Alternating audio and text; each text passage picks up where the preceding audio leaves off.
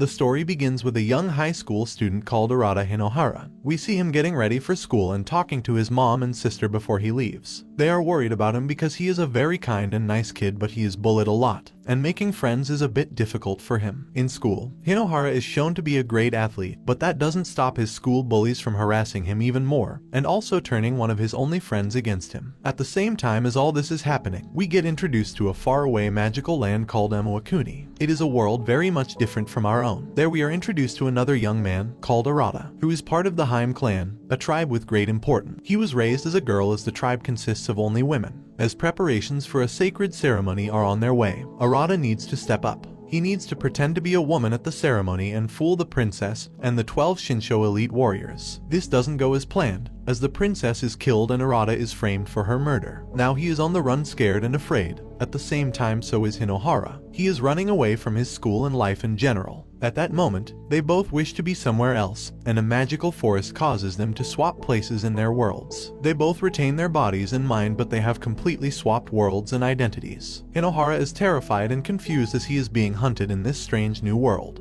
He meets up with Kotoha and he tries to explain who he is. Kotoha takes him to the village elder where they try to figure out what has happened. At that moment, Kanagi, one of the Shinsho warriors, shows up to capture Hinohara. He takes Kotoha hostage, and in that moment, Hinohara ignores his insecurities and prepares to fight. In that moment of bravery, he picks up a sword that powers up with fire and is revealed to be the Hayagami, called Tsukuyo. Hinohara has awakened an ancient power and is able to defeat Kanagi and his Souliders. They manage to successfully escape and hide out in a cave. Kanagi is left confused by the battle as he has never seen such power. On the other hand, Hinohara starts to feel guilty because he took the place of the original Arata and he might never return. While the village elder Makari stays in the cave, Kotoha goes looking to comfort Hinohara. They talk and Kotoha gives him a necklace he said he lost. Meanwhile, Kanagi finds Makari and uses her as a hostage. When Hinohara notices this, he surrenders. He is then captured and put in a carriage. While he is alone in the carriage, the necklace starts to glow, and this gives him a way to contact Arata from this world.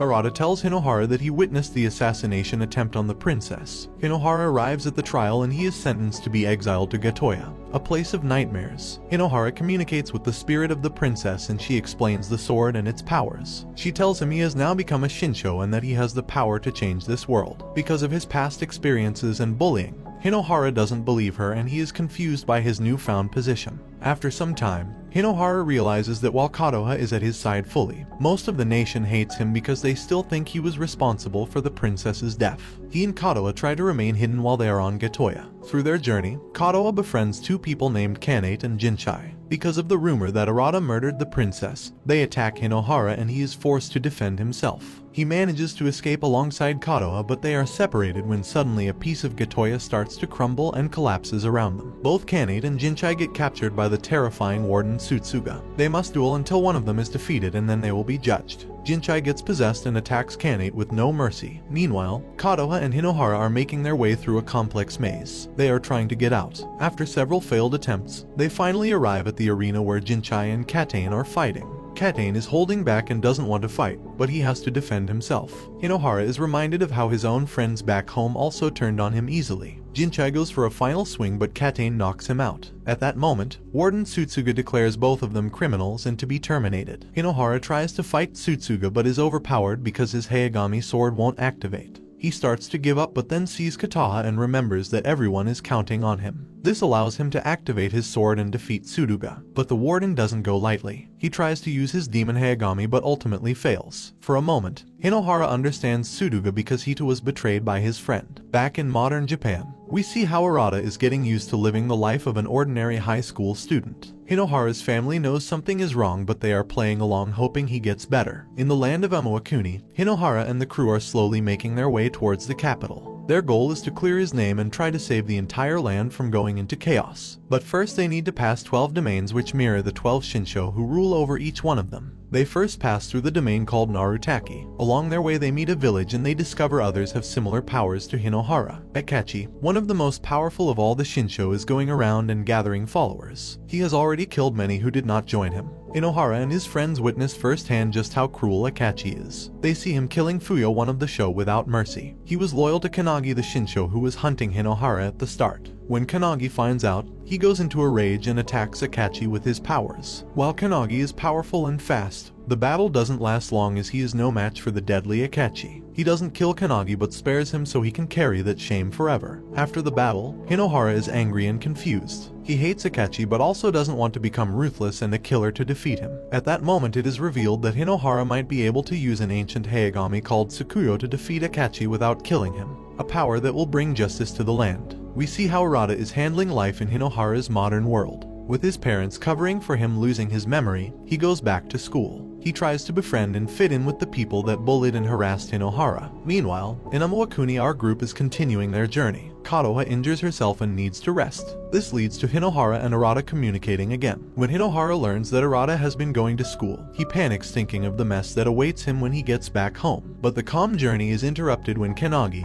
who has been stalking the group for a while, attacks. He uses his flame powers to attack Hinohara but accidentally, Kotoha gets caught in the middle of the attack and is trapped by flames. This reminds Kanagi of his past and his love Emisu. She died in a fire and Kanagi was too late to rescue her. In that moment, he decides to save Kotoha and not to make the same mistake twice. The group is quite shocked by Kanagi coming to Kotoha's rescue, so for a moment, they all agree to a temporary truce. We transition to Japan and see Arata trying to handle his school life. After school, he sees the friend who betrayed Hinohara. He apologizes for turning against him but he feels he had no other choice as he was scared of Katawaki, the main bully who makes Hinohara's life hell. Arata decides to talk to Katawaki but that doesn't go well. After that, Katawaki is in such a rage-fueled state he is also transported into the land of Amawakuni. His only goal is to kill Hinohara. Meanwhile, we see Kanagi slowly start to understand and connect to Hinohara. We learn that the group will be hunted even more now as the rulers have realized Hinohara is not of this world and he must be stopped. Katawaki arrives in Amawakuni and he has a weapon of Orochi. He is enraged and out of control. This was a desperate attempt from those who wished to get rid of Hinohara, and while he is more confident in himself because of all the adventures, when he realizes Katawaki, his high school bully, has arrived, he turns right back into that scared high school student. He thought, at least in this strange land, he was safe from him, but not anymore. Katawaki screams at him, telling him it is his personal mission to make his life here a living hell. Hinohara doesn't know how to handle this, so he goes into a rage and unleashes his powers without control. He causes massive damage, after he realized that for a moment he acted just like Katawaki. Because of all the stress, Hinohara finally wants to explain everything to Kotoha and reveal that he truly isn't Arata and that Kawaki is also from his world. He decides he wants to better himself and he even trains with Kanagi so he can get stronger. Hinohara and his group make their way to a city that is ruled by Haruko. They cannot enter the city because of their lack of money, so they get help from a mysterious man named Suryo. He has plans of his own for the group.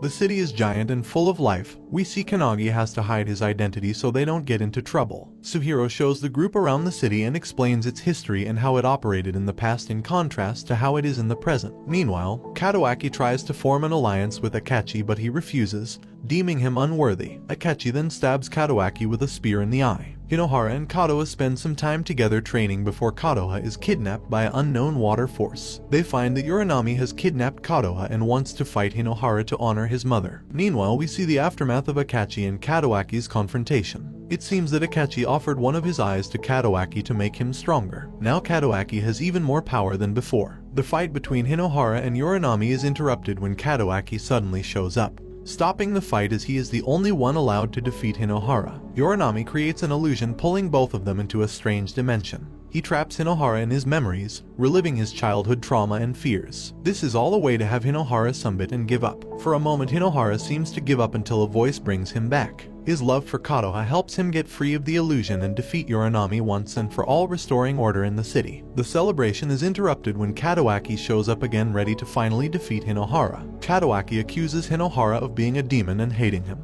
He wants to finally fight him and defeat him one and for all. His Orochi blade evolves. This is what the rulers wanted, the two legendary blades fighting. Katawaki attacks with a devastating attack, causing a massive explosion. Hinohara tries to run to safety but Katawaki just keeps on unleashing attacks. Kotoha remembers what Hinohara said about his life in Japan and just how much he struggled. She asks Kanagi to help, but he refuses as this is Hinohara's fight. The fight rages on with both of them having massive power surges. The clash and Hinohara is barely holding on. At that point he remembers all the friends he made and the love he found on this adventure. Also, Lord Uranami decides to give his power to Hinohara to help him win. With all that power he is finally able to overpower Katawaki and truly unlocks the full potential of his blade and power. Katawaki runs away and while he respects Hinohara more after the battle, his goal still remains to defeat him one day. Kotoha and Hinohara prepare for their next adventure, and Hinohara declares that he will save Amawakuni and its people. That is his mission now, and this brings the anime to an end. Don't forget to like and subscribe if you enjoyed, and turn on the notification bell so you never miss out on another video. Until next time, take care.